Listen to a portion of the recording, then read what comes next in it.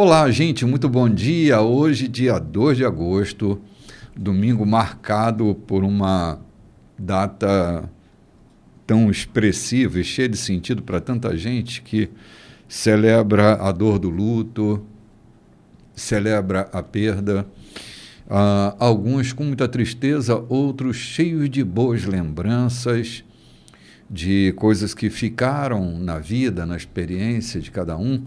E eu saúdo a todos com paz nesse dia 2 de agosto, que também é o primeiro domingo do mês de novembro, né? Falei agosto, não é agosto, é novembro. Esse dia 2 de novembro nós também comemoramos um impacto. É o dia da celebração da morte e da ressurreição do nosso Senhor. Aqui, seguindo o conselho de Paulo, ele diz: celebrem isso, todas as vezes que vocês estiverem juntos, celebrem, até que eu venha, celebrem a morte e a ressurreição, e nós estamos fazendo isso sem que o costume, sem que o hábito anule a reverência. Essa foi a instrução de Paulo e que nós estamos prosseguindo e seguindo à risca, né? Nos lembrando de maneira impactante. Cada celebração eucarística nossa tem sido uma novidade e hoje não vai ser diferente, né, pastor João? É que a gente tem celebrado, na verdade, com o verdadeiro sentido.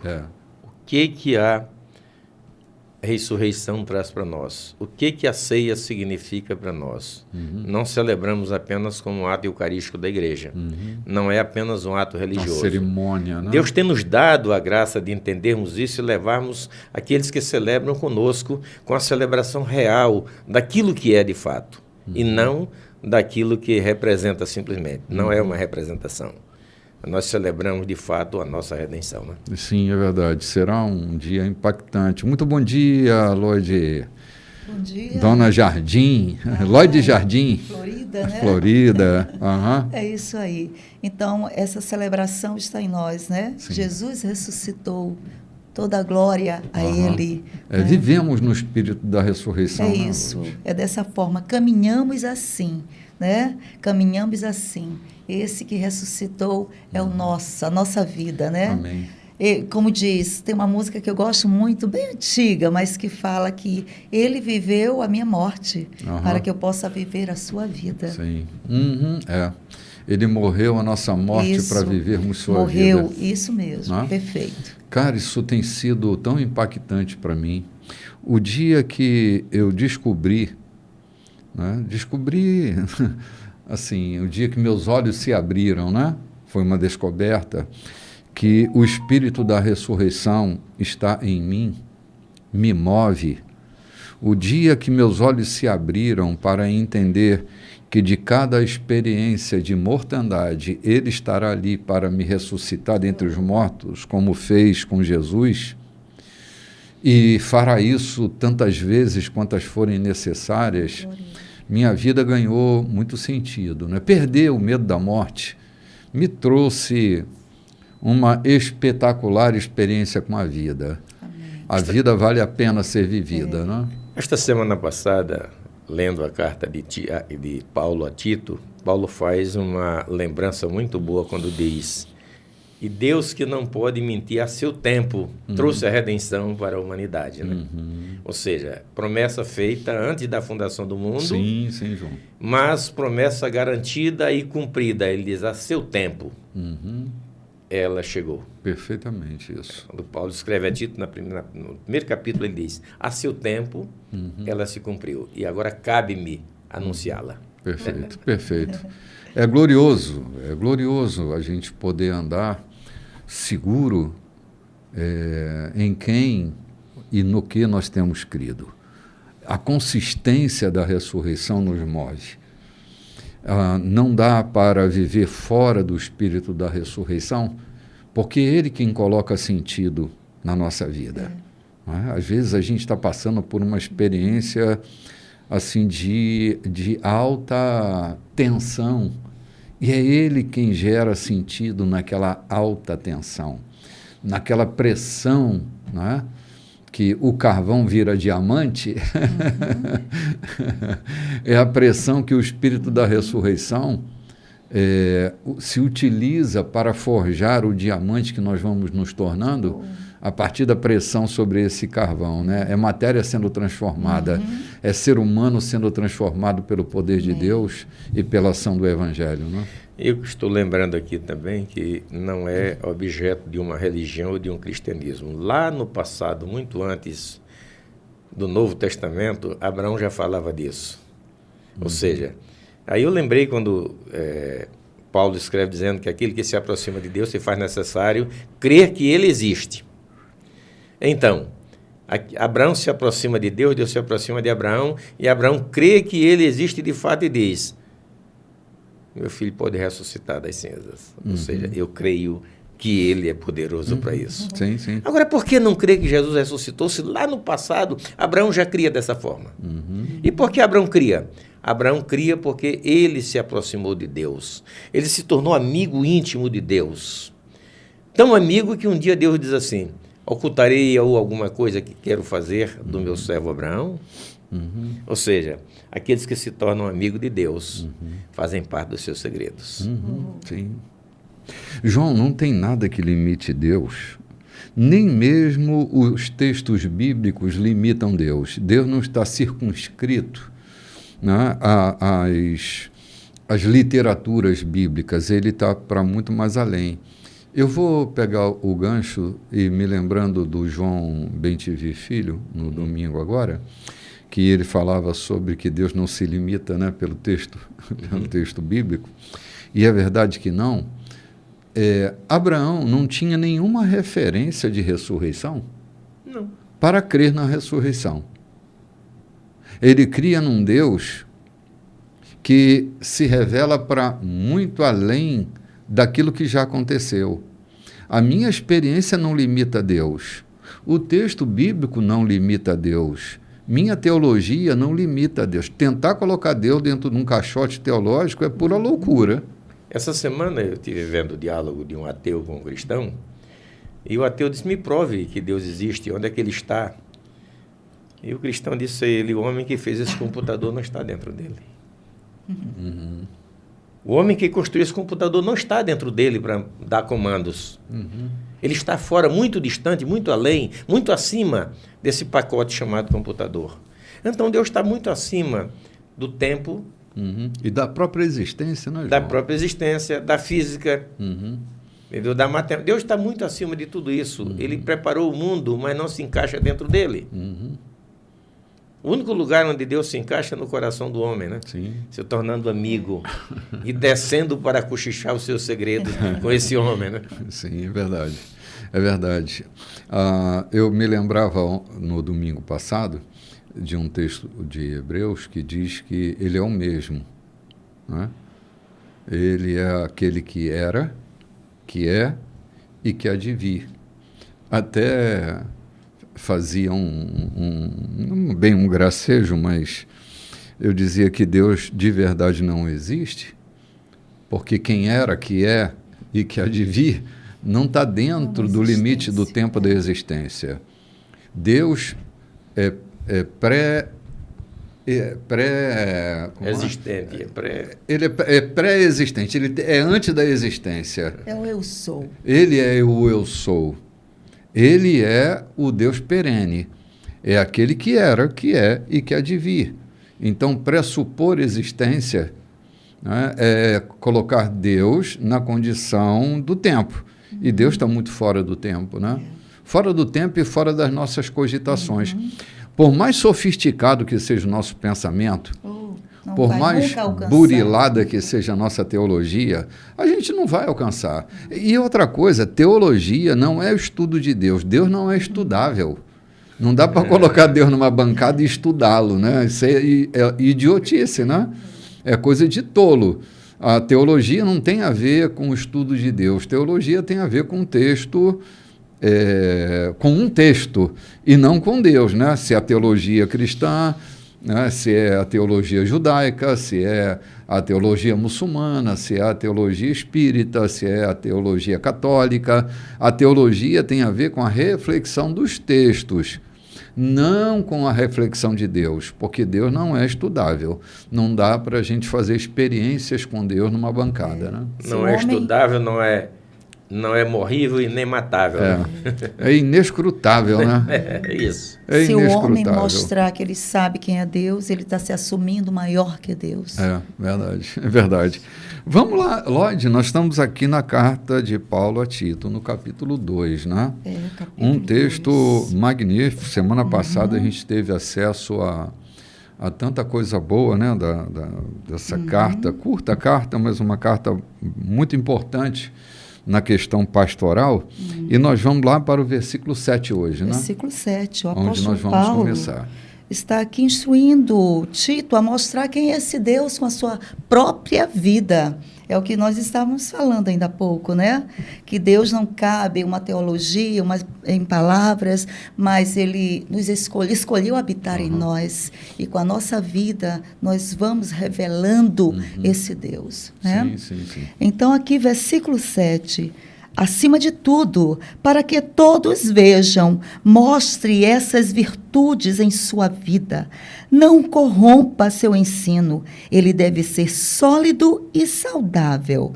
Assim, até alguém que seja contra nós, se não encontrar nada estranho ou errado, poderá no tempo oportuno mudar de conduta. Vamos dar uma paradinha aqui? Cara, que texto bom esse da gente ler. Fala da mudança de conduta a partir do evangelho vivido, não necessariamente pregado numa tribuna. A eficácia do evangelho que sai da nossa vida de todas as formas, não só pela pregação oralizada, que também é, né? Mas não só por esta pregação, mas pela pregação da nossa vida. E há sempre um tempo oportuno na vida das pessoas, João. Às vezes a gente não tem a paciência, né? Mas haverá sempre um tempo oportuno do Evangelho penetrar as camadas resistentes de um coração que durante anos se vê divorciado de Deus, né? No texto aqui, Paulo diz assim, até os inimigos não tenham de que nos acusar de estarmos corrompendo a mensagem. Eu quero parar aqui, inclusive na versão que eu tenho, onde ele diz assim, em tudo te dá, por exemplo, de boas obras, na doutrina mostra incorrupção.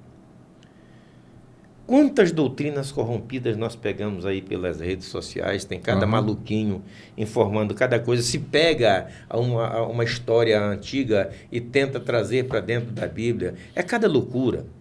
Fazia alguns anos que eu estava visitando o interior e tinha um irmãozinho chegando muito leitor da Bíblia, coitado, mas muito tolinho. Ele disse, eu descobri o nome da mulher de Ló, quando ninguém achou, eu achei o nome da mulher de Ló. Eu olhei para ele, depois me diga, o nome da mulher de Ló era Moa. Eu fui no texto, realmente tem lá Moa, mas não é Moa a mulher.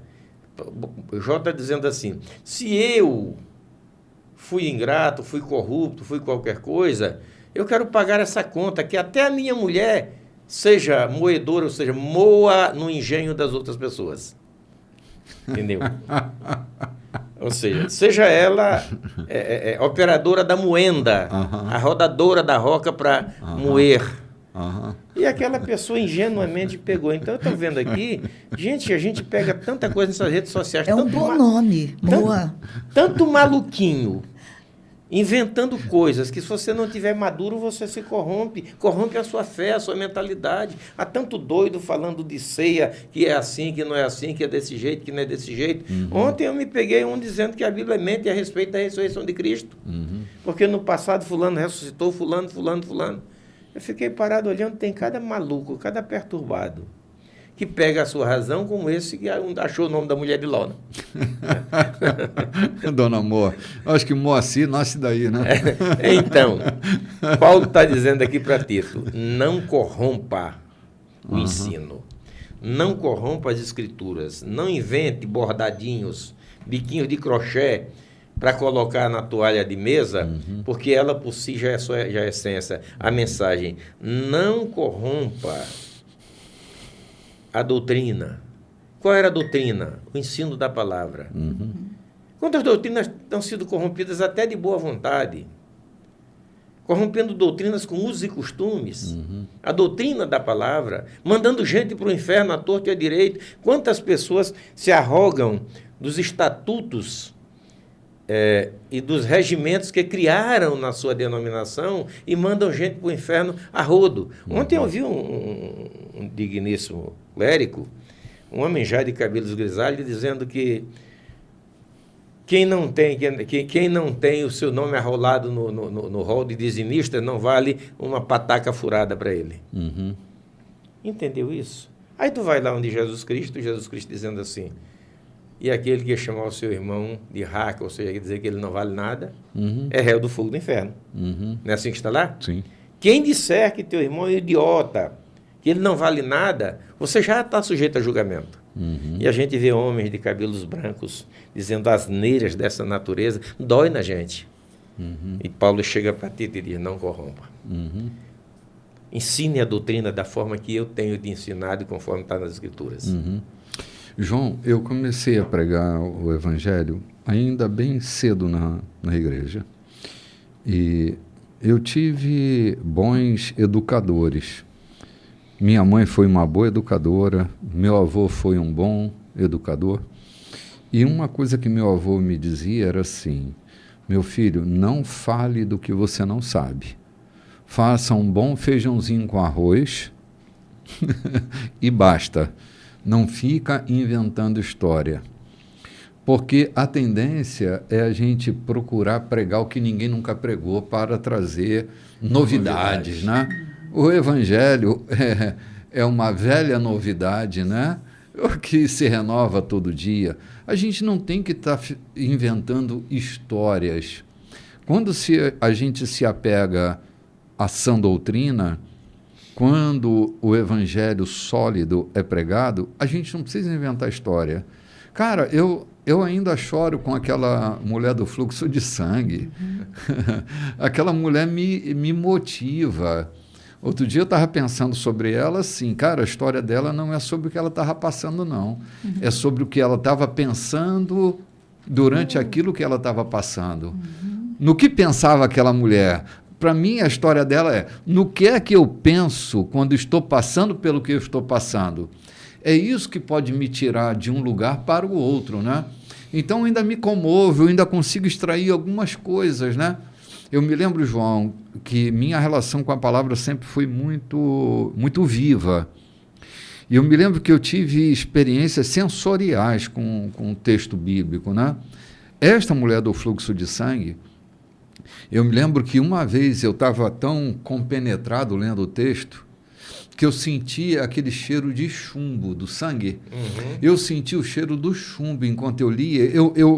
Assim, era como se eu tivesse me transportado para dentro daquela história e tivesse presenciado aquilo. Foi uma experiência, não estou doutrinando coisa nenhuma, nem estou falando, né, não estou tentando criar alguma coisa. Foi minha experiência particular com a força de um texto bíblico, né? E a experiência que eu tive, como olhar para essa mulher e não me derreter, vendo o que Jesus fez na vida dela, a tragédia que ela passava. Então, assim, o texto bíblico, por si só, João usa a expressão, e até usou ainda há pouco, né? Essa coisa do biquinho de crochê, né? Se referindo à dona de casa que pega um pano de prato simples, ela enfeita. O Evangelho, ele é bonito porque ele é simples. Se enfeitar, ele fica feio. Perde a essência. Perde a essência, perde a função essencial dele, que é a simplicidade. Então, a gente não tem que enfeitar nada. O Evangelho é enfeitável, né? Não dá para enfeitar. Não tem ele é ininfeitável. Não tem que sair fuçando, caçando o nome da mulher de lá, né? Tá doido, cara. Qual o nome da mulher de Caim? Né? Qual o CPF da mulher de Caim? Era filha de quem?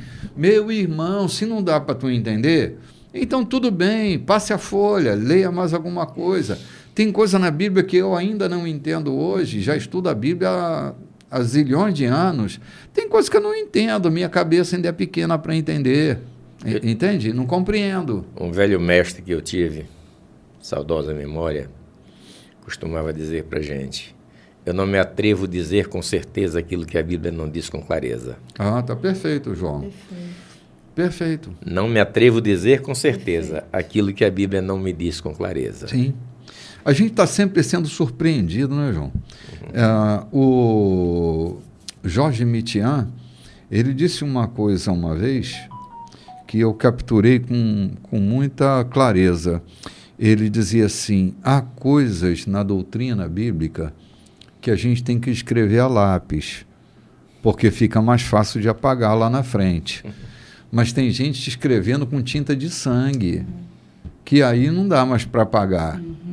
Há coisas que vão ser desditas porque a gente cresceu, amadureceu, o texto se ampliou, nossa capacidade interpretativa melhorou, né? Nossos acessos melhoraram. Sim. Poxa, mas a gente já escreveu com sangue, faz o que agora? Não que aquilo que está lá na Bíblia tenha mudado, né? Não é o que mudou, Mas eu que mudei. A aplicabilidade daquele texto depende de cada circunstância para cada indivíduo, né? Eu lembro que um cidadão estava querendo tomar uma decisão e buscando afirmação nas páginas da Bíblia. Uhum. De repente eu vou ver o que está dito aqui ao meu respeito. Ele estava em desespero tremendo. Abre a Bíblia e está escrito ali: e Judas, saindo dali, foi e enforcou-se. Ou a Bíblia está me mandando enforcar-me? Será que eu tenho que fazer isso mesmo? Mas eu vou confirmar mais uma vez. Fecha a Bíblia e abre de novo e encontra. E o que faz, o faz depressa. Então a Bíblia está mandando eu me enforcar. Ou seja, textos que é aplicado conforme a tua conveniência. Não conforme é o que Paulo está dizendo aqui. Não corrompa. Ensine a doutrina sem corrompê-la. A doutrina que Cristo nasceu, morreu e ressuscitou e é o Salvador, e Deus não mente a respeito do que ele prometeu. Essa é a doutrina que Paulo está dizendo para Tito. E transmite ela aos teus auxiliares, aos pastores que você está instituindo na ilha de Creta. Perfeito. E Paulo também ele faz essa mesma instrução a Timóteo na sua segunda carta, que ele diz, para manter essa mensagem pura, ele diz: visualize isso, Timóteo. Jesus, descendente de Davi, morreu e ressuscitou entre os mortos. Essa é a mensagem. Essa é a mensagem. Não enfeita mais nada. Sim. Essa coisa de enfeitar, acho que está mais ligada a uma vaidade de pregador, né? Do que uma instrução daquilo que a gente precisa fazer. Eu não sei, bispo, mas eu quero crer que está muito mais ligado à rasura. Ou seja, não é a rasura, o rabisco, a falta de profundidade. Sim, sim. Os enfeites estão muito mais ligados à falta de profundidade nas Escrituras e na comunhão com Deus do que propriamente na habilidade de gerar biquinhos de crochê. Sim.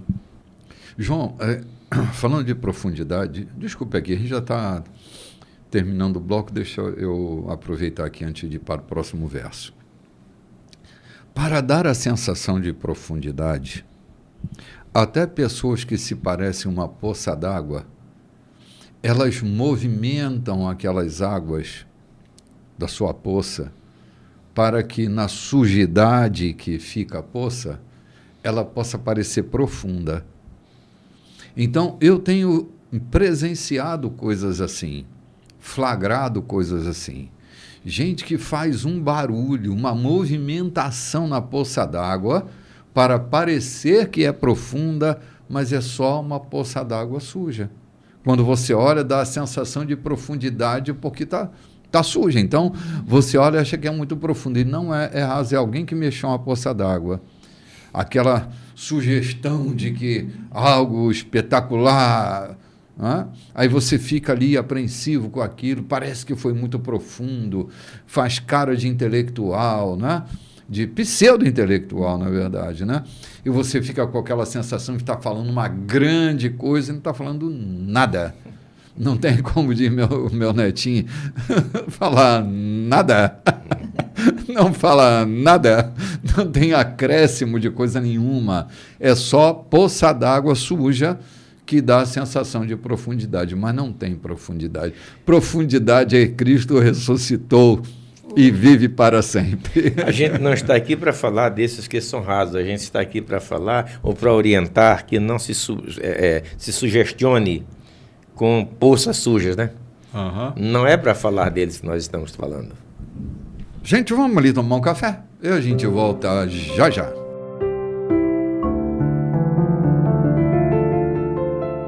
Olá, gente, de volta. Esse é o segundo bloco da nossa programação. Nós estamos aqui na carta de Paulo a Tito, tocando versículo por versículo para abrir os olhos do nosso entendimento, evitar nossos desvios do texto, lendo e refletindo exatamente naquilo que o texto está dizendo. E nós já estamos no verso 9. Não é isso, Lloyd? Isso. Vamos para o verso 9. Vamos lá, falando sobre essa conduta que Tito estava sendo orientado, né, por Paulo a ter diante da congregação e diante dos de fora também, né? Então, a conduta de um obreiro aqui. Vamos lá, Lloyd. Oriente os que têm outras funções na igreja, a ser trabalhadores leais, um prêmio para os seus patrões, sem falar mal pelas costas, sem atos de desonestidade. Assim, o bom caráter deles vai resplandecer por meio de suas atividades, acrescentando brilho ao ensino do nosso Senhor Salvador. Meu Deus, vamos dar uma paradinha aqui. Essa carta foi escrita? Foi ontem, não? Foi. Foi hoje de manhã, João. Essa carta foi escrita hoje de manhã. Foi durante a madrugada. Não, foi semana passada. Eu acho que eu li ela semana passada, andando pelas minhas andanças por aí. Eu vi alguém lendo ela semana passada. Que coisa magnífica, né, cara? Atualidade total. Atualidade total. Olha só o que Paulo fala sobre a coerência entre a nossa fé proclamada e a nossa fé vivida. Como a conduta da gente, anunciada com nossas palavras, e a conduta anunciada com nossas ações, elas geram repercussão e brilho sobre o Evangelho. Isso que eu tenho visto de pastores chorando, pastores líderes chorando, por serem acusados pelos seus auxiliares. Veja que o texto fala disso aí, caluniando, falando. Essa semana eu passei até 9 horas da noite batendo papo com um pastor, um líder de uma igreja. A gente ficou lá e ele confessando, falando para mim, chorando das suas dificuldades, das dores de liderar pastores que não tinham a menor consideração, me dizendo, eu estou às voltas com um que eu disse, olha, peça perdão ao seu dirigente que você ofendeu. Não peço. Me transfira, mas eu não peço. Ou seja, te queixando, falando dessas tristezas para mim. E eu estou olhando aqui, Paulo já escrevendo a Tito, falando desses indivíduos que não respeitam os seus líderes, que caluniam. Por favor, repita o texto aí para mim, doido. Só para consubstanciar o que estou dizendo, se é verdade. Oriente os que têm outras funções na igreja a ser trabalhadores leais, um prêmio para seus patrões, sem falar mal pelas costas, sem atos de desonestidade. Assim, o bom caráter deles vai resplandecer por meio de suas atividades, acrescentando brilho ao ensino do nosso Salvador. Sem falar mal pelas costas. Sim. Olha só, vai trazer brilho ao ensino. Sabe, esse polimento, né, que gera o brilho, ele é dado com nossa conduta. Você pode ter uma pregação muito bem alinhada, muito bem trabalhada, esmerada até. Teologicamente correta. Teologicamente correta, João. Mas se não tiver o brilho da conduta, se não houver esse polimento sobre as palavras, elas só serão palavras sem brilho. Quando falas em polimento, eu percebo que na maçonaria, Polimento é a parte mais delicada que se faz, é o acabamento, ou seja, é aquilo que dá o brilho, mas é feito com leveza, com cuidado, não é feita, como diz lá no interior, a bururu barará, não é feita à toa, de qualquer forma, entendeu? Então, bururu barará. É uma expressão interior baixadeira, né? Até a gente já escreveu isso no livro do Baixadez. Então, ele está falando que não seja... percebe uma coisa, você vai passar polimento em uma peça, se ela estiver cheia de areia, vai ficar cheia de curubinha, né? Cheia de nódulos, se você não estiver limpo.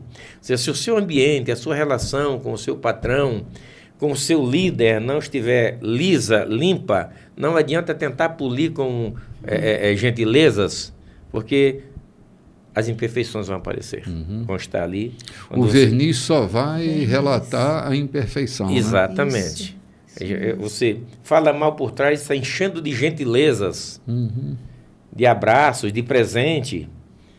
Paulo está... Gente, eu estou falando, Paulo escreveu isso aqui foi ontem. Porque, infelizmente, a gente vê líderes por aí entristecidos por falsidade daqueles que são liderados por ele. E isso acontece todos os dias. Que Deus nos tenha misericórdia de nós, para que a gente seja bons serventes, bons servos. Na versão que eu tenho à mão aqui, ele fala de servos, de escravos. Que mesmo na condição de escravos, que ele já falou também lá para Timóteo, né? Dê um bom testemunho de serem fiéis e leais, porque isso glorifica a Deus. O texto que eu tenho à mão diz isso. Porque isso glorifica a Deus. Não é a carga que está sobre mim que me torna maldizente, mas é a glória de Deus na minha vida, é o servir a Deus na minha vida, que me dá conforto a fazer bem o serviço, mesmo que eu tenha obrigação e que eu não tenha compensação por ele. Mas se eu estou encarregado de fazer, eu vou fazer com dignidade. Porque isso glorifica a Deus. Os outros que veem, esse rapaz é escravo, é subserviente, mas trabalha cantando, trabalha com alegria, faz bem feito. Mas aquela história que a gente acaba de falar, a maledicência, a falsidade, a traição, o desrespeito, polido com uma gentileza, com presente, com viagens, etc., só revela a imperfeição entre a camada que foi posta para ser polida e o polimento. Né? Sim. Verdade, João. Verdade. Coisa boa essa que Tito está falando, porque não é o evangelho senão na trincheira, né? na própria vida, na manifestação do cotidiano, né? É o evangelho prático, né? O evangelho posto em prática. Eu de vez em quando ouço o pastor João lembrar de o que a gente vai colocar dessa mensagem em prática na segunda-feira, né? Porque o evangelho, ele é para essa prática, para um viver melhor, para uma vida mais coerente, para uma vida mais possível de ser vivida, né? O ano passado, eu já falei isso para vocês repetidas vezes, o ano passado nós encontramos uma casa de alguém que estava ruindo, e a família dele toda tendo que ficar na chuva ou sob as goteiras durante o inverno. E Deus nos levou a juntar com alguns companheiros a gente construir aquela casa. É uma ilha. A casa é uma ilha, tem vários povoados dentro da ilha. E eu depois fiquei pensando, o que fala mais alto? Qual é a pregação mais autêntica aqui nessa ilha? É aquela que se faz com microfone, gravata e paletó? Ou é aquela casa que foi construída para socorrer aquele usuário de droga com a sua família? Que evangelho está mais bem pregado ali? O que marca mais na vida das pessoas que habitam naquela ilha ou que passam na frente daquela casa? É o eco das palavras bem elaboradas, bem preparadas, de um sermão bem organizado para ser pregado todos os dias ou uma vez por semana naquela ilha? Ou é aquela casa plantada, é aquele socorro que foi prestado para aquela família? É que eu estou corroborando com o que o bispo diz aqui. A mensagem do evangelho está mais na praticidade do que na verbalidade dele. Né? Exatamente isso. Exatamente isso. Isso nós percebemos nessa carta, porque ele primeiro traz a tarefa, né? A Tito, depois que ele vai dar, né, o alicerce, vai dar o fundamento. É bem interessante, né?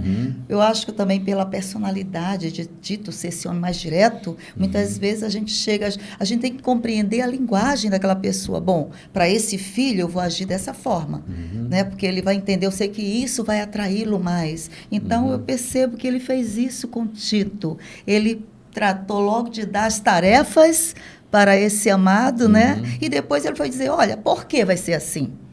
Né? Por que vamos proceder dessa forma? Aí ele vem com alicerce, com fundamento. Interessante. Mas hoje aqui antes ele traz o seguinte, ele para começar a falar para Tito, ele começa dizendo, pela promessa que Deus cumpriu. Isso, dá lá uma... Ou seja, todo o fundamento, todo o direcionamento de tudo que eu estou te ensinando tem um fim. Isso. Ou uma finalidade. Qual é? A promessa que Deus cumpriu para com os homens, trazendo o seu Filho para resgate da humanidade. Perfeito. Ou seja, tudo que nós fazemos aqui não é para ter uma igreja crescente e famosa na cidade. Não é para ter notoriedade nos sermões que fazemos. No programa não é para ter audiência exacerbada dentro da cidade. Mas é porque Cristo nos libertou, porque Deus cumpriu a sua promessa em nós, e Ele nos libertou, nós o conhecemos, nós o seguimos e queremos fazer exatamente a sua vontade e não simplesmente aparecermos nos nossos delírios de bons pregadores, de bons ensinadores, de uma igreja grande, de uma igreja famosa, de uma igreja conhecida. Não. Essa não é a finalidade de estarmos sentados aqui fazendo esse programa. A finalidade é que você alcance também o conhecimento da fé em Cristo. E tenha a certeza, a convicção e a garantia do que a promessa que Cristo e Paulo fala no começo da carta a Tito, de que Cristo é a resposta ou é o cumprimento da promessa de Deus para a redenção do homem. Nada além disso seria de proveito se não tivéssemos esse objetivo. Perfeitamente, cara. Perfeitamente. Agora nós vamos para o verso 11, né, Lloyd? Sim. A disposição de Deus para dar e perdoar agora é pública. A salvação está disponível a qualquer um. Estamos mostrando como virar as costas para uma existência permissiva e sem temor a Deus. E como assumir uma vida repleta de Deus e honrosa para Ele. Essa nova vida está começando exatamente agora e estimula nosso desejo pelo dia glorioso, quando nosso grande Deus e Salvador, Jesus Cristo, vai aparecer. Ele se ofereceu como sacrifício para nos levar de uma existência de trevas e de rebeldia para uma vida pura e boa, fazendo de nós um povo do qual possa se orgulhar, cheio de energia para fazer o bem. Caramba, olha aí. O firme fundamento. O firme fundamento, né? Me dá aqui uma oportunidadezinha rápida, porque Sim, eu quero ler. Isto para mim é um textuário, desde a minha infância, isto é um textuário para mim na versão que eu tenho à mão. Porque a graça salvadora de Deus se manifestou, se há manifestado, trazendo salvação a todos os homens. Lá no começo, acabei de falar, Paulo diz para Tito, a promessa de Deus foi cumprida. E aqui ele torna a repetir para Tito, porque a graça salvadora de Deus há se manifestado a todos os homens. Não fosse a graça salvadora, nós estaríamos aqui filosofando. E podíamos fazer muito bem, até agradar pessoas. Mas estávamos apenas filosofando, elocubrando sobre textos, sobre qualquer coisa, se não fosse esta graça salvadora. Se ela não nos atinge, e como Paulo disse, essa graça do qual eu fui comissionado para ser propagador. Desta graça, eu fui trabalhado, eu fui alcançado por Jesus Cristo, eu fui feito apóstolo para me tornar propagador desta graça salvadora. Sim, sim. Sem ela, é apenas elucubrações religiosas que fazemos. Sim. É uma graça que tem origem em Deus, né? Em Deus. Em Deus, origem em Deus. Próprio Deus se manifestando, sendo graça através A de graça Jesus. é um poder, né, Void? A graça, ela tem o poder de uma influência restritiva. Por causa da graça, eu perco a força para as coisas da carne. Olha aí. Né? A graça me tira essa força. Ele fala que estamos mostrando como virar as costas para uma existência permissiva e sem temor a Deus. E como assumir uma vida repleta de Deus e honrosa para Ele. 2 posicionamentos que a graça me conduz, né? Sim. Virar as costas, né? E ao mesmo tempo assumir uma nova vida. Virar as costas para aquilo que agora essa graça me revela, né? Sim. E ao mesmo tempo assumir daqui para frente um novo posicionamento para uma nova vida. Sim. A versão que eu tenho em mão fala do texto. A graça salvadora se é manifestado. E essa graça ensina que os homens devem renunciar, ou renunciando toda impiedade. Ou seja, renunciando impiedade aqui não quer dizer crueldade, quer dizer falta de temor a Deus. Sim. É. Virar Impiedade as é costas falta para de temor isso. a Deus. Ou seja, ensinando que renunciem à impiedade, às concupiscências mundanas e vivamos neste presente século sóbria, justa e piamente, ou seja, e temente a Deus. Amém. Amém. Que coisa linda essa, né? Como o ensino da graça, ela vai produzindo dentro de nós essa condição sem força. É por isso que eu implico com essa coisa de que o evangelho é difícil de ser vivido. Não é. Nós contamos com a graça. Nós contamos com essa condição em Deus de viver uma vida cheia de temor a Deus, sem medo de coisa nenhuma e sem esforço. Jesus falando em João capítulo 15, ele diz que todo o nosso esforço é permanecer nele. Todo esforço, tudo que temos que fazer é permanecer nele. A gente não tem que estar inventando moda. Essa graça nos educa, né, Bispo? Essa graça nos ensina... Exatamente. Ela nos educa a viver de uma maneira mais digna, né? Ela nos ensina a renunciar. Ou seja, não é um mérito humano renunciar, porque o ímpeto, ou a índole do ser humano é estar tendencioso a fazer as coisas que cogitam da carne. Não é assim que está escrito? Mas a graça salvadora de Deus nos ensina a renunciar. A renunciar à falta de temor a Deus. A buscarmos, a nos aproximarmos de Deus. E essa graça, quando Paulo diz que aquele que crê em Deus se faz necessário, aquele que quer se aproximar de Deus se faz necessário que creia que Ele é e que se torna galardoador daqueles que o buscam. E Paulo está dizendo que a graça nos ensina a renunciar toda sorte de loucura da vida humana. Sim. João, assim, é que, volto a repetir, a graça nos tira o apetite, né? A graça é tipo um monjaro. A gente já perde o apetite. A gente perde o apetite para as coisas da carne, para toda forma de impiedade. A graça é uma condição que encontramos em Deus de viver uma vida digna sem a condição da gente se machucar, se ferir, se esforçar no sentido de fazer força. Não é uma fazeção de força, não é a condição de eu me violentar, senão não seria graça. A graça é uma condição interna tão forte, tão consistente, que ela vai tirando de mim todo esse apetite para essa queda para a carne.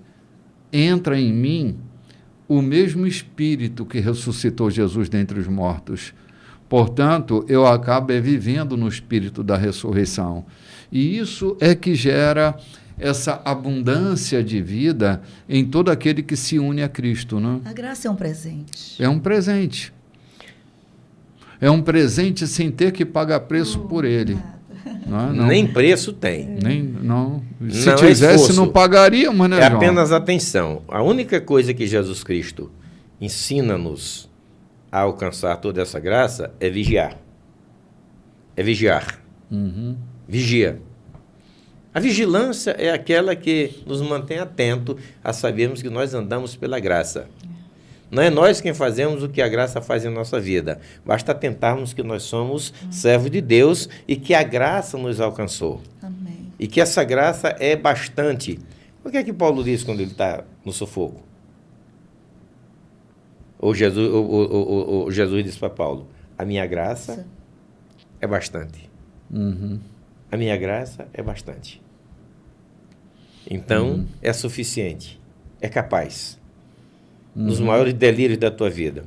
Morrer como Paulo morreu, cerrado ao meio, condenado, um homem que sem nenhuma culpa, digamos, quando tocaram fogo em Roma, foram acusados cristãos e Paulo foi o mentor, ou foi acusado como o mentor dessa maldade.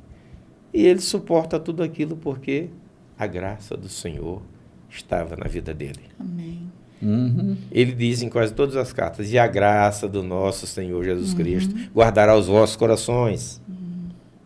Então, a graça é realmente o favor de Deus em nossas vidas. Eu não mereço, mas eu preciso. Sem a graça, nós estamos perdidos. Não tem como, João. Não, porque a lei, né, por finalidade, é o que diz Paulo, né, porque o fim da lei é Cristo, né, por finalidade, a lei me aponta para Cristo. Sem Cristo, sem essa graça, eu volto ao estágio inicial. Eu fico no aio. Eu fico no aio. Eu fico no condutor e não em Cristo. É Cristo que me capacita. O fim, né, como encerramento ou por finalidade, a lei existiu, mas terminou em Cristo. A finalidade era chegar a Cristo. E é por ele que eu cumpro. Não é pela disciplina da minha carne. Eu posso ter disciplina na minha carne, mas ainda assim será insuficiente. Porque se um tio da lei, um tio que seja, não seja cumprido, eu incorro em cair em toda a lei. É Cristo que me ajuda a fazer o tio. É ele que me torna útil. Um trocadilho mal sucedido aqui, né? É ele que me torna útil para a lei de Deus, não é? Que é perfeita, que é boa, que é pura, que é irretocável, né? A mortificação por observância e por zelo humano sem a graça até te leva a determinados padrões de vida, saúde, respeito, respeitabilidade. Todavia, não te faz um homem justo. João, não é o cumprimento da lei. Você se lembra do rapaz que é dono de uma grande herdade, que se aproxima de Jesus? Jesus não desmentiu ele quando ele disse que cumpria toda a lei e tal, né? Jesus não disse que é mentiroso, mas havia uma insuficiência nele, por isso que ele busca Jesus, que mesmo cumprindo a lei, ele continua vazio. Aí Jesus dá a ele a resposta que ele não gostaria de ouvir, né? Vai, vende tudo que tem, dê aos pobres, depois vem e segue-me, você terá um tesouro no céu. Ou seja, Jesus tira ele do coração dele, aquilo que ele pensava que devia fazer para... Né? Tem aquele livretinho do Alejandro Bulhão, né? Conhecer Jesus é tudo. Que ele fala sobre os perdidos no meio da igreja, né? Não é cumprir a regra da igreja, não é nada disso. Não é regra, não é lei, é Cristo, é Cristo, é Cristo. Se a minha vida não for crística, Se eu não tiver um encontro com Jesus e me desarmar de todas as minhas armaduras, se eu não me render diante dele, não é a lei que vai tamponar os meus vazios. Quem tampona os meus vazios, quem acaba com ele, é a presença de Cristo, é a abundância dessa presença na minha vida, né? Volto a repetir, o fim da lei é Cristo. A lei está apontando, é Cristo, é Cristo, é Cristo. Eu ainda estou aqui pesquisando a lei, quanto que a lei está dizendo é Cristo, né? A lei aponta para Cristo e cristãos apontando para a lei. Não, o vetor é diferente, o vetor é para Cristo, é o que a lei diz sobre ele, né? E Cristo não contraria a lei. Não de jeito Quem nenhum. segue a Cristo cumpre a lei, sem esforço nenhum. Exatamente, João. Quem segue a Cristo, quem Sem se dedica a disciplina Cristo, da carne. cumpre a lei sem esforço nenhum, sem loucura nenhuma. Porque a finalidade da lei é Cristo. Tudo está resumido nele. Sim. Agora só tem uma coisa, a lei disciplinava a conduta humana externa. Cristo entra no âmago, no coração, para disciplinar as tuas ações a partir de dentro para fora e não de fora para dentro. Lembra como é que Deus pediu que a arca fosse feita? Sim. Sim, lembro, claro. Reveste-a de ouro. Madeira de acácia, né? Reveste-a de ouro como? Por dentro. Por dentro e por fora. por fora. Não é por fora e por dentro. Sim. Exatamente. Então vamos lá, madeira de acácia, a gente vai ali e volta já já. Olá, gente, de volta. Gente, que texto lindo. Paulo tem uma preocupação que é gerar nos seus discípulos a consistência de quem instrui a igreja. João, eu tenho estado assim muito atento nesses anos que já se passaram. Minha atenção sempre foi muito voltada para que trama é essa que a gente está tecendo para cobrir a igreja. Entendendo bem que trama não é não é urdir maquiavelicamente alguma coisa. Não. É tecido. Trama é tecido, né? A trama de um tecido, de um tecido que cobre a igreja. Não dá para ser uma colcha de retalho. E o que eu presencio, às vezes, é uma incursão numa aventura que não protege a igreja do frio, da temperatura externa, né? Dos intempéries. A igreja precisa ter, e em off a Ló estava falando da técnica do mecânico, né? O mecânico tem que ser técnico, senão compromete toda a garantia do motor daquele veículo, né? Eu estava falando aqui em off, que ouvindo a mensagem de domingo do João Filho, Sim. ele tocou num assunto que me trouxe, abriu uma janela para que eu me preparasse com a mensagem, que a gente pode começar a zará-la a partir de agora, né? Ou seja, ele diz assim, é porque não consulta o manual. Como seriam aquele povo no Egito, que não tinham um manual de consulta. E hoje nós temos esse manual à nossa disposição e nós não o consultamos. A hora que ele falou isso, eu lembrei assim, rapidamente a cabeça abriu, porque essa semana eu estive conversando com um amigo, até um parente, comerciante, estava no comércio dele, a gente estava batendo papo, falando de caminhonete, ele me falando da dele, eu falando da minha.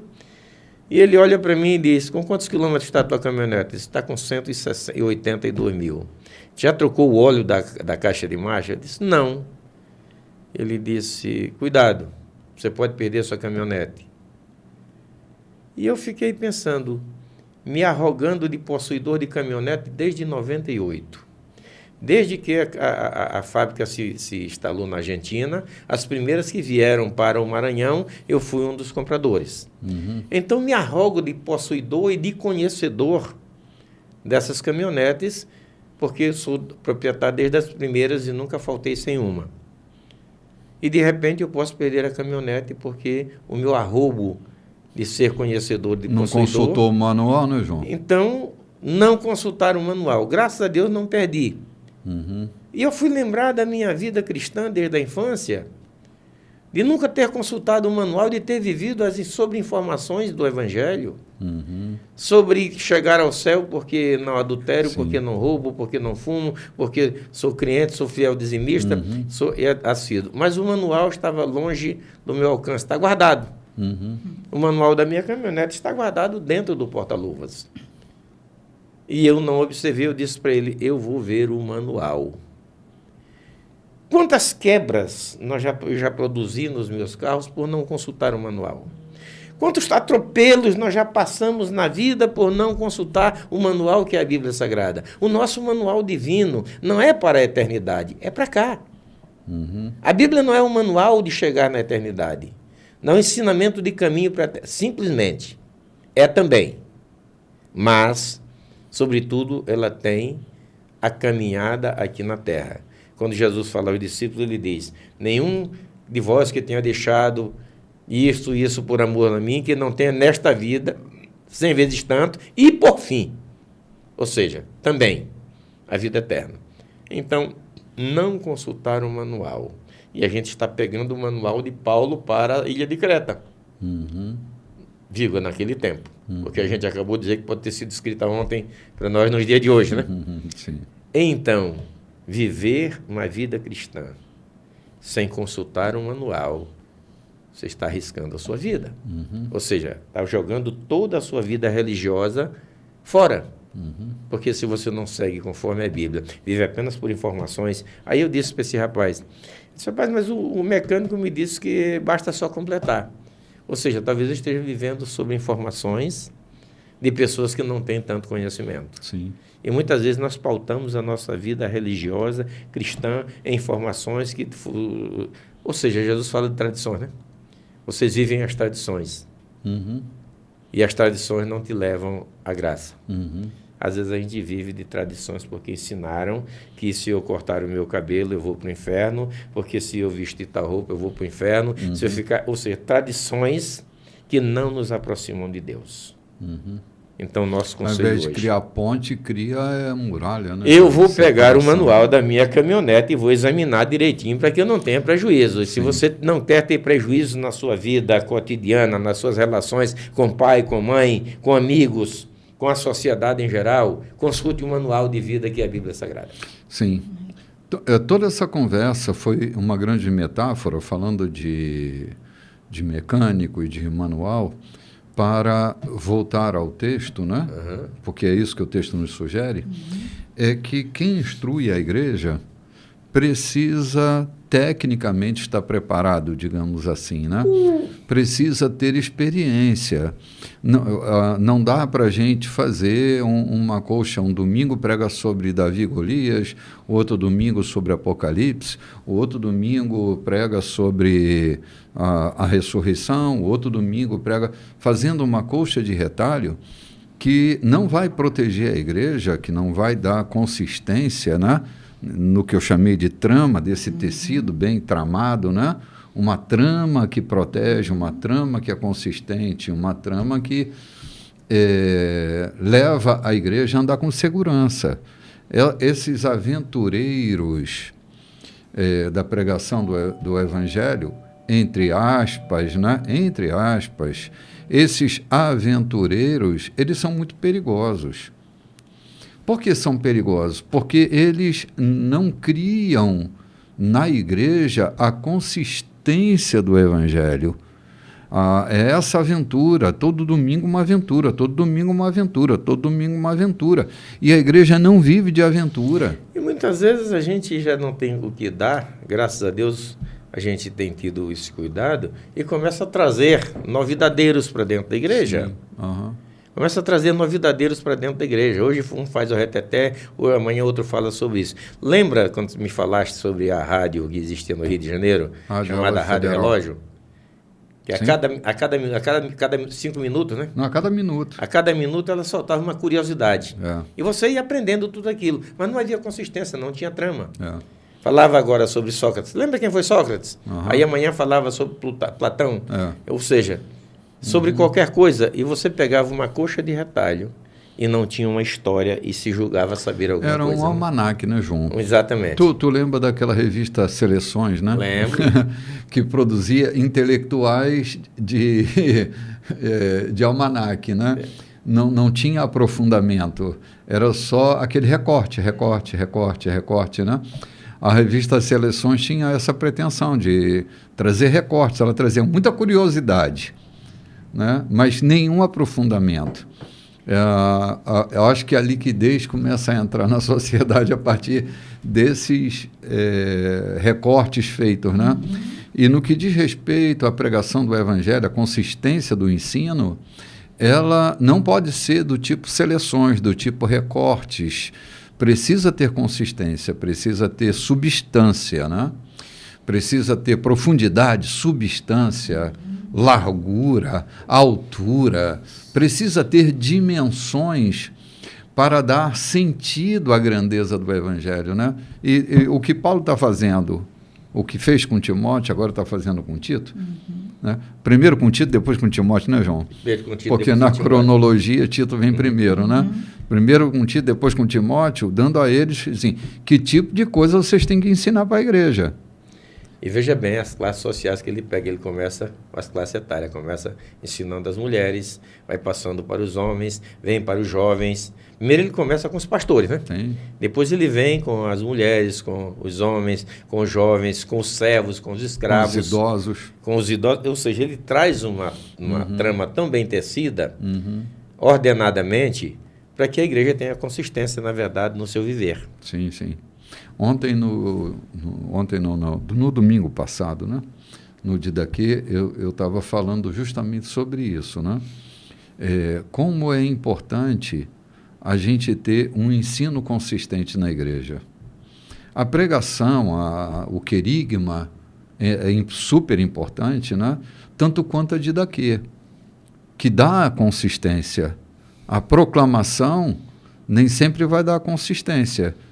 E às vezes eu me apaixono pela proclamação, mas não consigo me apaixonar pelo ensino, pelo fundamento, né?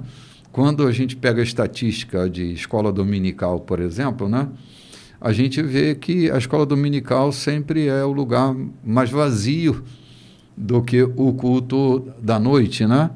Há uma evasão muito grande, porque o ensino ele tem que ser persistente, você tem que ir e vir toda hora para arrumar alguma coisa, e tem gente que não gosta do ensino, não liga, não tem, mas é aqui que você vai gerar consistência, né? É que Paulo chama de meninos, né? Mas eu ouvi de um célebre pregador uma frase que eu guardo até hoje, já faz muitos anos. É que a pregação induz a fé e o ensino à obediência.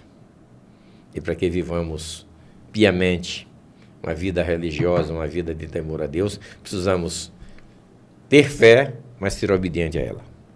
Então, as duas coisas precisam caminhar juntos. A pregação conduz à fé e o ensino à obediência. Sim. João, as duas coisas que Paulo está fazendo em Roma, nos 3 últimos versículos do livro de Atos dos Apóstolos, ele diz assim: eu estou aqui em Roma, pregando o evangelho do reino, querigma, né? Proclamação. Pregando o evangelho do reino e ensinando as coisas concernentes a Jesus. Querigma e didaquê. Proclamação e ensino.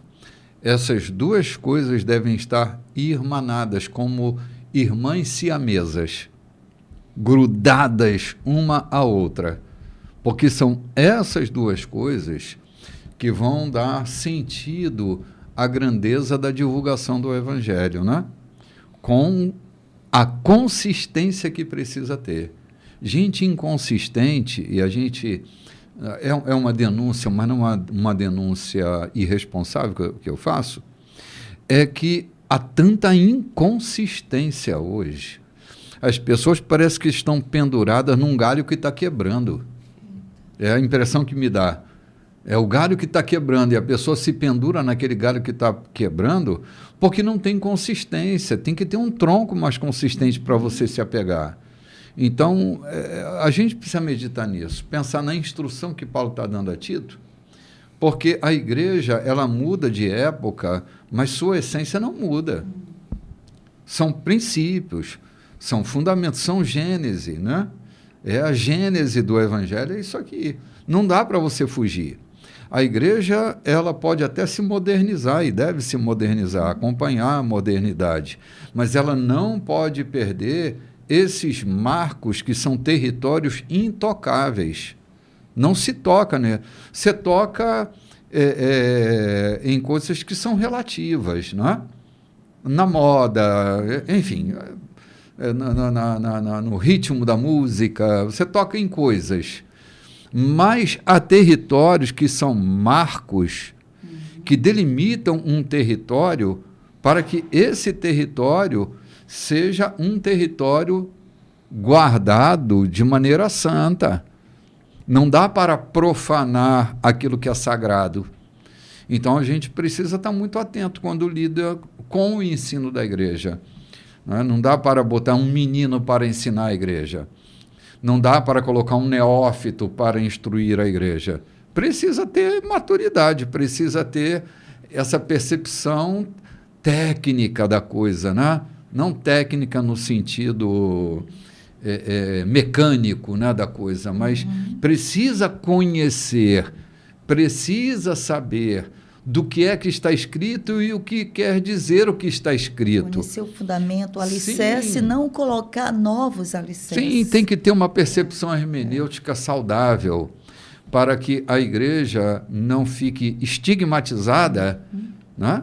Mas ela acompanhe o movimento civilizatório que ela faz parte, não é? Sem perder a sua essência. E quem ensina tem essa responsabilidade de manter a guarda daquilo que não pode ser corrompido, né? Tem que mudar coisas, mas não mudar a essência. Você está para dizer, eu estou só reforçando aqui. Ou seja, nós não podemos mais hoje iluminar uma igreja Petromax. O que é Petromax, João?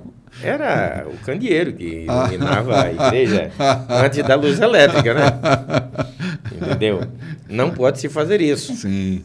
Agora não pode ser. Agora também. Tem até a luz de emergência, se der um apagão, a luz de emergência funciona, né? E nós não podemos também mudar aquilo que foi dito quando Paulo disse: se alguém lançar outro fundamento, seja anátema, né?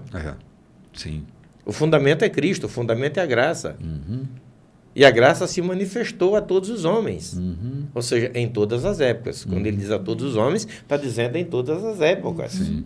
E ensina a todos os homens que, renunciando toda a maldade, sirva a Deus de forma temente.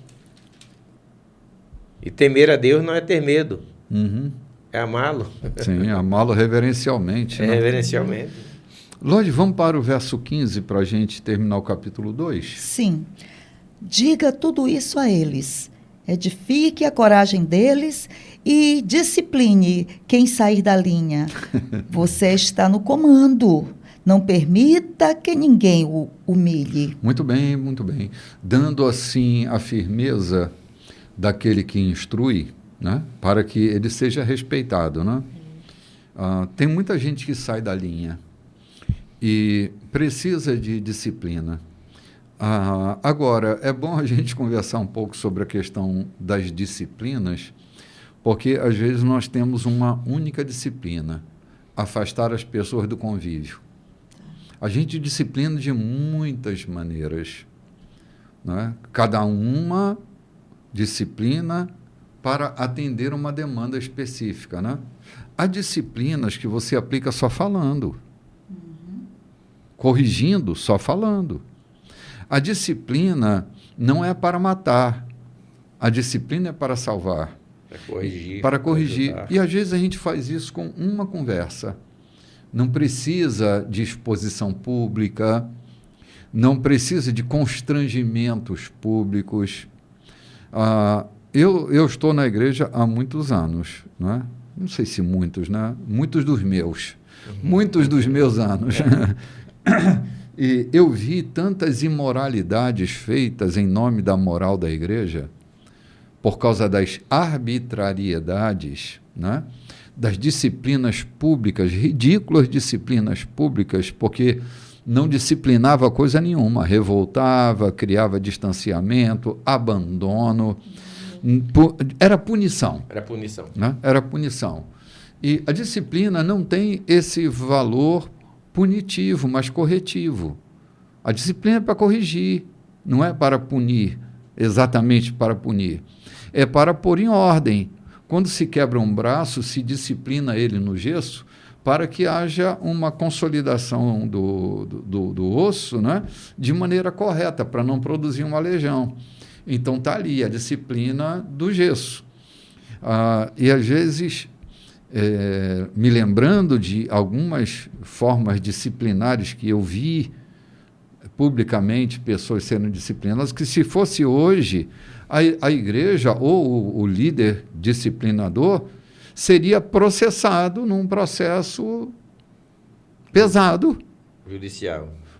Pagaria multa na justiça civil, pagaria uma indenização por causa da desmoralização pública, né?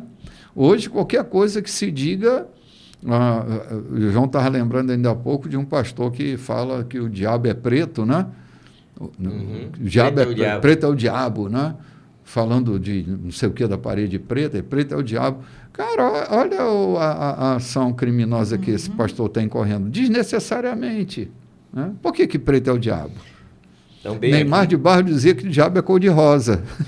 Então, bem aqui, veja bem, vamos lá, vamos voltar aqui um pouquinho no texto. Quando Paulo diz para Tito, em tudo ser exemplo de boas obras, na doutrina, e em linguagem sã e irrepreensível. O obreiro precisa ter linguagem sã. Não é falando o que dá na telha. Não é falando o que a cabeça pensa. Então, é linguagem saudável, né, João? É linguagem saudável. Linguagem sã e irrepreensível. Ou seja, não é aproveitar o teu ímpeto para que tu tenha a repreensão da justiça por ter falado aquilo que não devia. Eu estava falando no programa passado que os meus ímpetos me levaram a fazer muita coisa. Mas depois que a maturidade alcançou a minha vida, e especialmente depois do cuidado da leitura e do encaminhamento que a gente tem com o programa, com este programa, comecei a pensar em mudar coisas na minha linguagem. A minha forma, o meu afeto com aqueles que são desiguais. Quantas vezes nós somos desafetuosos com aqueles que são desiguais, porque a nossa cultura, onde habitamos, nos levou a fazer isso, a reprovar, a sermos escrupulosos com pessoas que... Tudo que eles querem é o nosso abraço. Eu falei que um dia desse eu cheguei na feira, no meio da feira, e um homem, um homossexual, triste, acanhado, olha de longe e bate com a mão para mim assim, todo acanhado. Eu fui lá um dele, dei um abraço, dei um cheiro, conversei com ele, apertei. Tudo que ele precisava era aquilo. Não era da minha repreensão, não do meu abandono. E Paulo está falando a Timóteo, dizendo que você tem uma linguagem sã e irrepreensível. Tudo que precisa, na verdade, é isso. Essa linguagem repreensível que acaba de falar desse pastor, coitado. E olha que é um grande líder nacional e internacionalmente mas incorreu num erro severo. Não? Paulo está dizendo, Tito, tenha cuidado, ser exemplo de boas obras, a tua linguagem, a tua repreensão, ou seja, o teu ensinamento não seja com uma linguagem corrompida. Tenha uma boa linguagem, uma linguagem sã e irrepreensível. Então a gente está falando aos nossos colegas também, aos nossos amigos, nossos companheiros de ministério. Sejam cautelosos, não por medo da justiça. Mas por respeito, por respeito, João? Aos diferentes. Por dignidade tua. A tua dignidade vale muito. Então use a tua dignidade. Não te afeiçoe aos rompantes da vida. Aquilo que você aprendeu a reprovar. Sim. De repente não está certo o que você está fazendo. A reprovação que você está usando foi apenas coisa da cultura que tu aprendeste. Meu Deus, eu vivi numa cultura racista. Para mim, eu tenho uma série de coisas que eu aprendi sobre aquele que não é da cor da minha pele. Eu brincava com isso. Hoje eu tenho respeito porque eu preciso ter respeito. Não é por medo de punição. É porque a minha linguagem precisa ser uma linguagem irrepreensível ou respeitosa com aqueles que são desiguais. Ou que, no mínimo, eu penso que são desiguais. Sim, sim. Sim, exatamente. Então, é essa questão dessa linguagem irrepreensível que você falou, que a gente não precisa ofender ninguém para pregar. Na verdade, para pregar o Evangelho, você não tem que ofender ninguém. Ninguém será ofendido pelo Evangelho, porque o Evangelho não ofende ninguém. Eu não preciso de recursos de humilhação do outro, não é? Estava me lembrando daquele texto de Colossenses que Paulo fala sobre que não é sobre vencer ninguém no debate. 4 e 6. Um texto que foi uma pancada em nós, né? Assim, não é vencer as pessoas num debate. Não tem nada a ver. Eu quero vencer ninguém. Eu acho que José... nem convencer, né? Nem convencer. José Saramago diz que o convencimento é muito reducionista. Essa tentativa de convencer os outros é muito reducionismo. O Evangelho não se trata de convencer as pessoas de qualquer coisa. Quem convence? Quem convence é o Espírito de Deus, cara. Não é? Então, assim, a gente precisa ter mesmo cuidado, e não é o cuidado da punição que a justiça estabelece. É o respeito. Quando Paulo diz, queres tu não temer a lei? Faz o que é bom. Exatamente isso, João. Faz o que é bom. A linguagem do respeito, né? Sim. Tremenda. Quando Paulo fala de linguagem, hoje a gente conhece que a linguagem ela não se dá só de forma oral, mas a não verbal, né? Aquilo que eu não falo, mas que o meu corpo comunica. Sim. Então, hoje se estende essa linguagem. Sim, sim. De muitas maneiras eu posso preconceituar coisas. Isso. Aquilo que é diferente. Aquilo que é diferente de mim não tem que ser meu inimigo. Eu me lembro de João aborrecido querendo orar para descer fogo do céu e consumir os caras que estavam pregando e curando e expulsando demônios. Jesus disse, rapaz, você está doido. Não sabe de que espírito você é, né? Que loucura é essa? Não é? Quem não ajunta, quem não espalha, ajunta, né? Calma aí, não estão contra nós. Então vamos ali tomar um cafezinho, gente. A gente volta já já. Olá, gente, muito bom dia. Você que chegou agora, mas nós já estamos no quarto e último bloco da nossa programação, anunciando que hoje, o primeiro domingo do mês de novembro, e novembro para nós, Pastor João, é um mês importante porque marca o nosso nascimento na cidade, né? Nós nascemos há 20 anos atrás e não há nada nesse mundo que eu não saiba demais. Há 20 anos atrás nós iniciamos a jornada da Igreja da Colheita aqui pela cidade e esse ano nós estamos comemorando 20 anos. É uma alegria poder estar aqui e compartilhar com você que todo esse mês de novembro nós estamos assim festivos, né? Começando com a mesa eucarística, a Santa Ceia de Nosso Senhor, que vai acontecer hoje, no culto das 18h30, e aí vai seguindo uma programação. A gente vai ter no dia 16 o encontro da celebração desse dia marcante para a nossa história.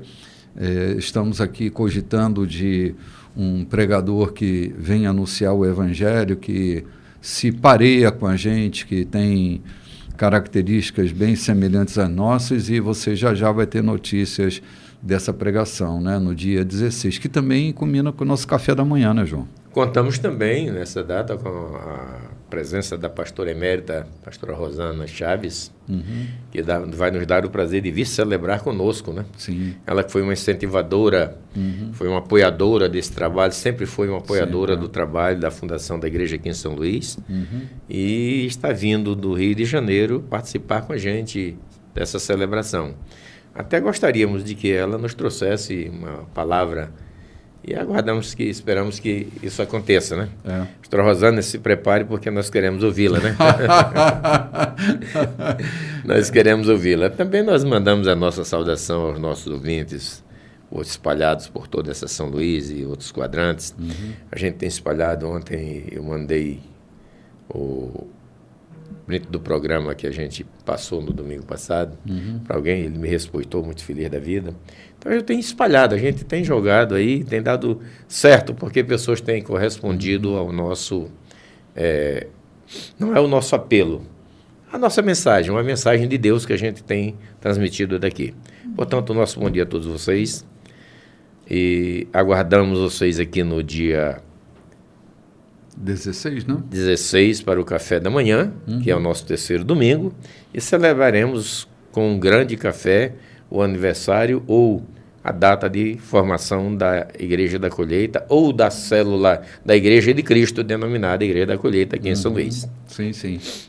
Gente, nós já estamos indo lá para o capítulo 3 da carta de Paulo a Tito, né? Só explicando, né? Talvez alguns não tenham muita intimidade com o texto bíblico. As sociedades bíblicas, elas, para facilitar o nosso acesso, elas dividiram os textos que nós temos em capítulos e versículos. Originalmente, nós temos uma carta, e carta não tem capítulo e versículo, né? Então, nós vamos ler o capítulo 3, mas o capítulo 3 está grudado no final do capítulo 2, né? Até o assunto é o mesmo, né? Nem interrompe muito bem o assunto. Ele está falando no verso 15 do capítulo 2, né? Sobre a coragem, né? E o comando que Tito deveria ter, né? Sobre a igreja, sobre essa mão firme que conduz a igreja, firme e doce, conciliadora, né? Não permitindo que ninguém o humilhasse, né?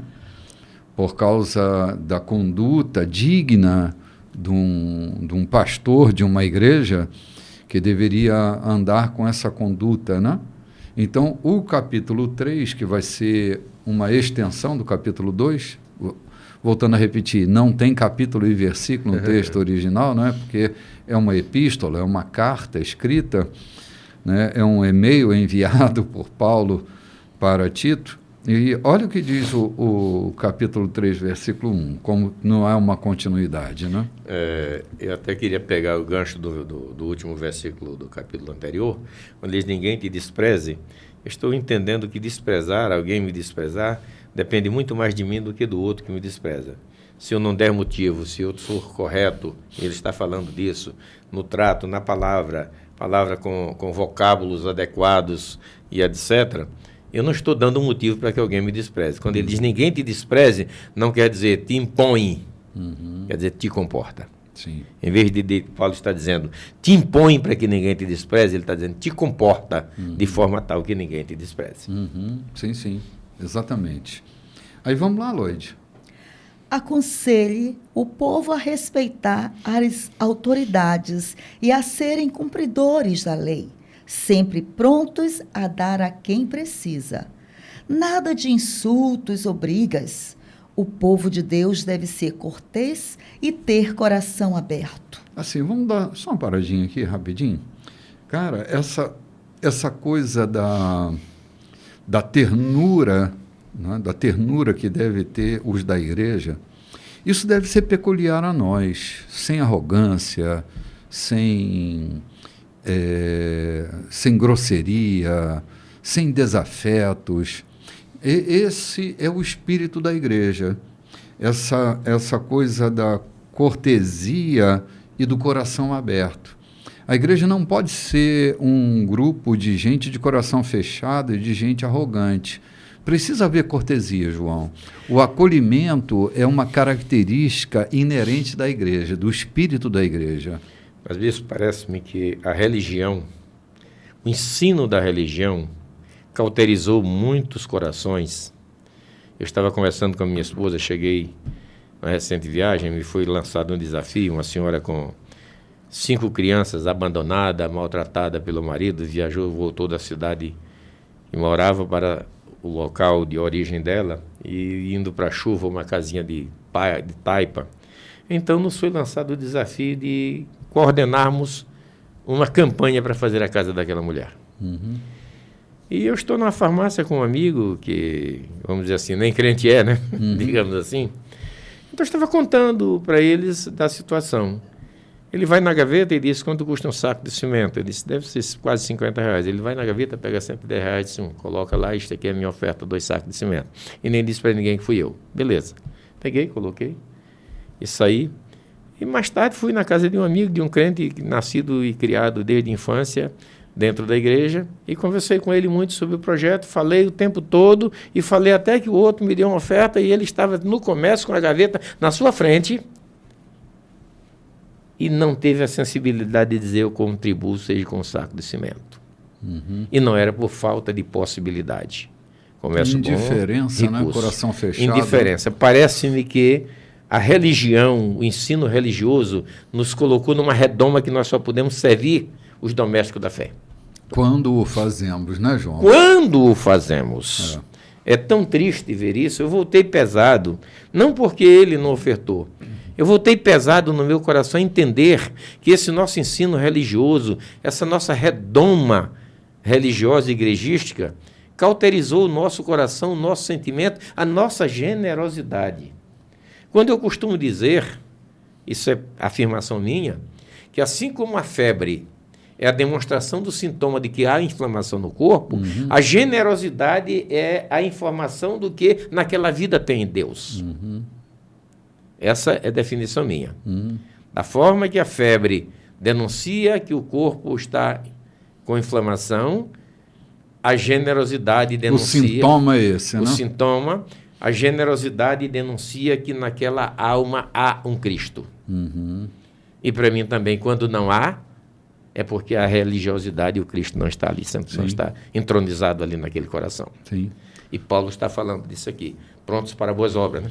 A impressão que me passa, João, desde a minha juventude, é que quanto mais antipático, mais crente é, né? E eu vejo lá em Jerusalém que a igreja crescia, se multiplicava o número de discípulos, né? E a igreja caía na simpatia de todo o povo. Graça e simpatia. Não na antipatia, né? Mas na simpatia de todo o povo. E Paulo vai replicar essa conduta da igreja para Tito, né? Dizendo que o povo de Deus deve ser cortês e ter um coração aberto, não um coração fechado. Ah, mas eu já fui enrolado por tanta gente. Eu também já fui e serei tantas outras vezes. Eu não sei quantas vezes eu serei enrolado, mas eu não posso fechar meu coração e deixar de ser cortês, porque é minha natureza, é o meu sintoma. É o meu sintoma. O meu sintoma. O que sai... outro dia eu estava me lembrando, acho que falei até no programa passado, que eu vi um professor dando aula, ele pega uma laranja, espreme a laranja e diz, vocês estão entendendo? Que é o que está dentro que sai, quando é espremido. Assim somos nós, quando somos espremidos, né? O que é que sai de nós? Sai do que está dentro. O que é que está dentro de nós? Eu sempre me lembro da fala de Rubem Alves, né, que a gente vê o mundo com jardins ou com os infernos que nos habitam. Né? A gente não vê o mundo como ele é, a gente vê o mundo como a gente é. Ou a gente vai ver o inferno das flores do ipê caído no chão, que tem que varrer, ou a gente vê os tapetes dourados que o ipê deixou ali no chão, né? Depende do inferno que me habita ou do paraíso que está dentro de mim, né? Então, assim, é esse interior da igreja, esse é o sintoma da igreja. A igreja, porque o que é sintoma? Sintoma é aquilo que se repete, né? Vai se repetindo. O que é que a igreja precisa repetir? Cortesia e coração aberto. Jesus disse que da mesma fonte não pode brotar água salgada e água doce. É impossível que um coração onde habite Jesus, a usura esteja lá. A avareza esteja lá. Porque a marca é a generosidade. E Paulo não está aqui sugerindo, Paulo está dizendo que é. Então a generosidade não é uma sugestão, é revelação daquilo que temos por dentro. E eu conheço pessoas que nunca frequentaram uma igreja, mas que são altamente generosas e não é uma generosidade para aparecer. E às vezes fico me perguntando, Onde é que Deus está habitando? No coração daquele que todo dia faz oral pro nobis, ou seja, cultos e etc., ou daquele que nunca frequentou uma igreja, mas não pode ver a necessidade de alguém que ele está pronto para servir. Quando Deus não faz acepção de pessoas, ou ele não habita simplesmente no nosso coração pela nossa religiosidade. Ele habita porque ele foi convidado por nós quando o Espírito Santo nos comoveu a recebê-lo. E uma vez habitando, as boas obras são práticas daqueles que têm Cristo na vida. Não é daqueles que têm uma religião, daqueles que têm uma crença, daqueles que administram a igreja ou qualquer outra coisa. É daqueles cuja vida é habitada por Cristo. Muito embora não professam uma fé religiosa. Muito bem. Que coisa boa, cara, de a gente saber qual é o sintoma da gente, né? Aí a gente consegue entender o que está acontecendo por dentro de nós, né? O que está acontecendo por dentro da igreja. Vai sair, sintomaticamente vai sair, vai ser posto para fora, né? Vamos lá, Lloyd, ao verso 3. Até pouco tempo, éramos tolos e teimosos, presas fáceis do pecado, dominados pelos instintos, andando sem destino e cabisbaixos, rodeando e sendo odiados. Mas quando Deus, nosso Salvador, bondoso e amoroso, interferiu, Ele nos salvou de tudo isso. Tudo foi obra dele. Nós não fizemos nada. Ele nos limpou e saímos daquela situação como um povo especial, purificados por dentro e por fora pelo Espírito Santo. Nosso Salvador Jesus generosamente nos deu nova vida. O dom de Deus restaurou nosso relacionamento com Ele e nos devolveu a vida. E ainda há mais vida por vir. Uma eternidade de vida. Podem contar com isso. Eita, coisa boa.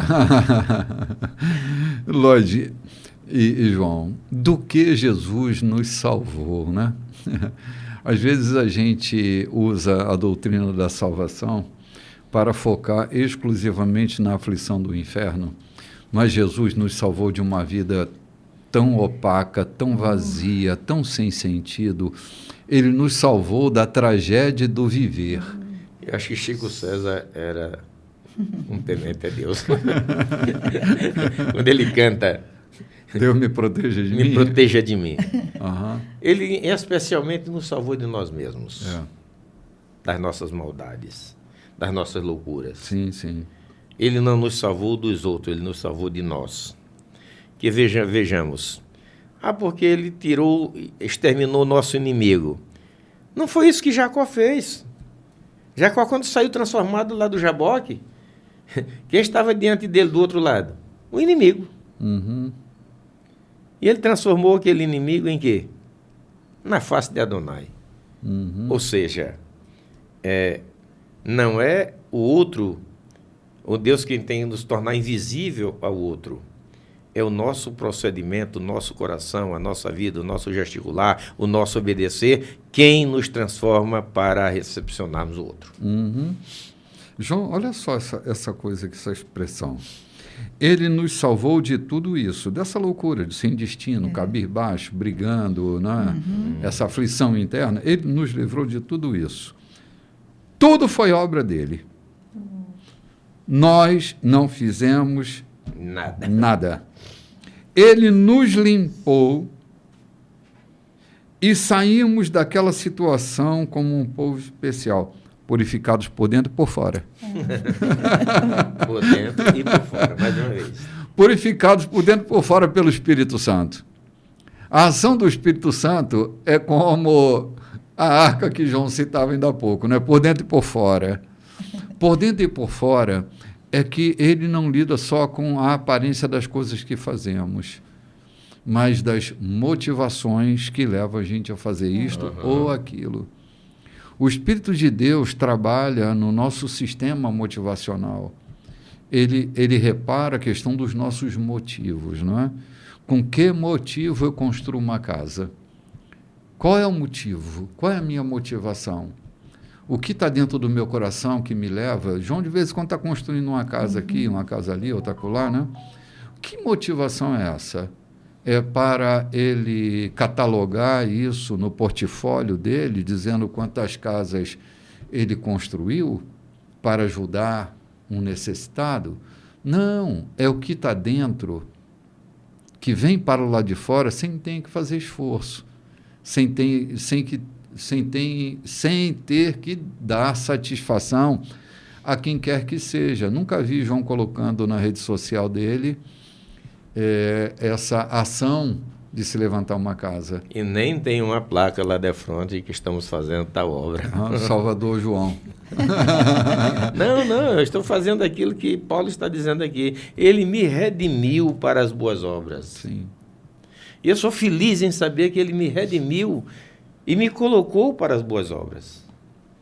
Isso não me orgulha, me dá alegria de saber que ele me redimiu para as boas obras. Porque esta é a marca daqueles que estão prontos a servir a Cristo. É as boas obras. Não é as boas pregações, não é a boa administração da igreja, mas são as boas obras. Está correto isso, está correto. Gente, que coisa maravilhosa é essa que a gente tem se deparado quando Deus restaura o nosso relacionamento com Ele e nos devolve a vida.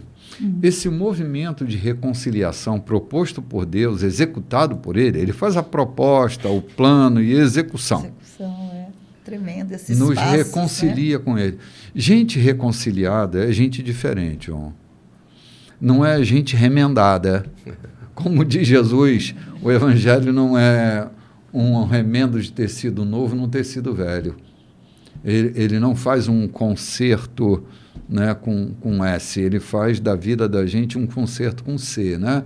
Uma grande sinfonia na vida da gente. Ele muda a trama toda, ele muda completamente a gente. Gente reconciliada, eu acredito em 2 movimentos reconciliatórios. Um é quando um homem se reconcilia com Deus, muda a vida da gente. E o outro movimento reconciliatório é o movimento de um homem se reconciliando com ele. Quando a gente se reconcilia com a gente, quando a gente para de brigar com a gente, muitas daquelas angústias que a gente sente vão embora. Porque fazendo as pazes, né, reconciliar é fazer as pazes, quando eu faço as pazes comigo mesmo, cara, eu me torno manso, sereno, tranquilo, não encho a paciência de ninguém, não perturba a vida de ninguém. Porque esse movimento me faz olhar para mim com respeito. E quando eu me olho com respeito, eu olho com respeito para todo mundo. É o caso que João citou ainda há pouco do Jacó e do Esaú.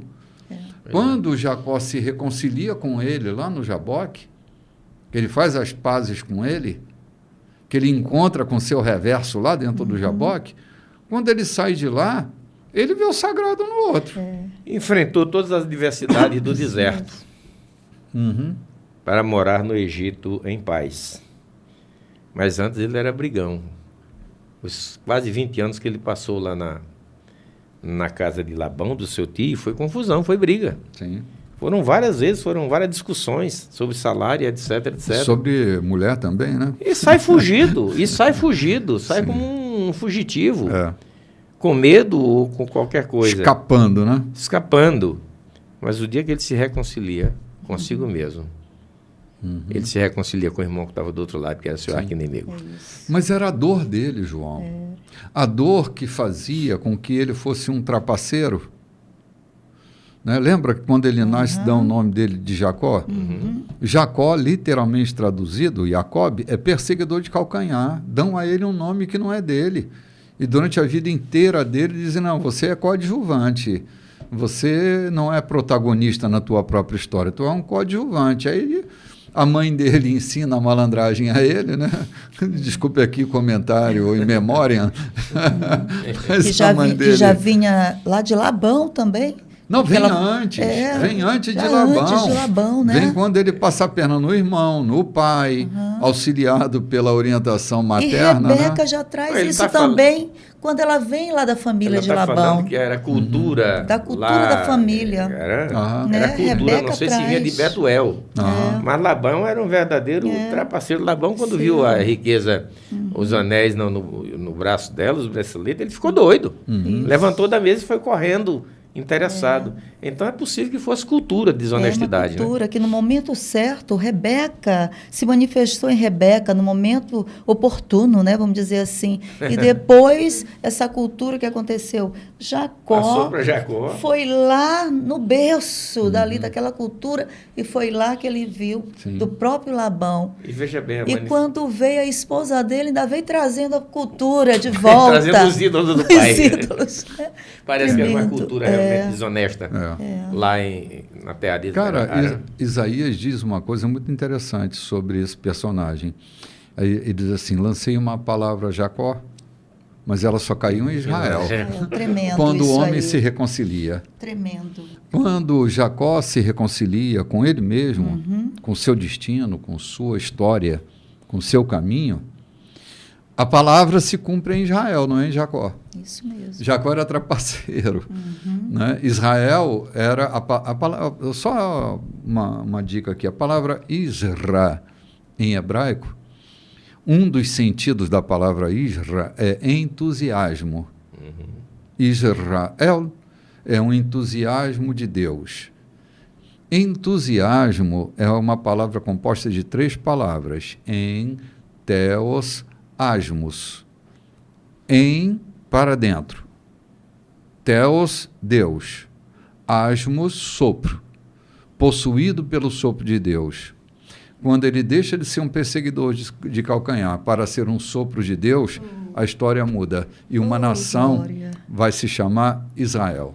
Gente, o nosso programa chegou ao fim. Mas meu quando a Deus do céu. benignidade apareceu, o amor de Deus, o nosso Salvador, nos mudou de toda a loucura. Glória! Está aqui no texto, né? Gente, que bom. Hoje, dia 2 de novembro, temos a nossa mesa posta, a Santa Ceia do Nosso Senhor. Queremos convidar você para estar conosco a partir das 18h30. Será um encontro imperdível e um encontro maravilhoso. E às 9 da manhã, nós temos a Didaquê, o nosso encontro de ensino aqui na igreja. Se você desejar vir tomar café com a gente e estar diante da exposição do Evangelho. Nosso convite está feito aqui na Rua Santo Antônio, número 14, no Recanto dos Vinhais. Domingo feliz para todos. Shalom a todos. Esperamos vocês. Shalom.